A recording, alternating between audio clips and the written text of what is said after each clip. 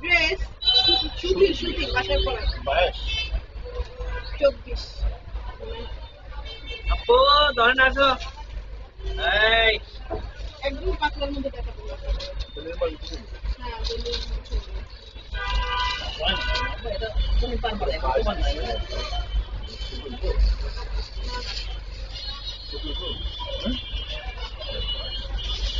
এইটা কি যে সাদা বেগুনি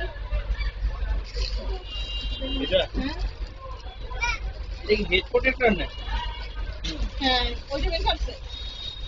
ওই ওই দুটো নিয়ে রওনা দিছি ধরো ওই ওই ওই ওই বড় কাজ করতে লাগছে ওই ওই দুই বান্ডিল নিয়ে দৌড় দৌড় দৌড় দিচ্ছে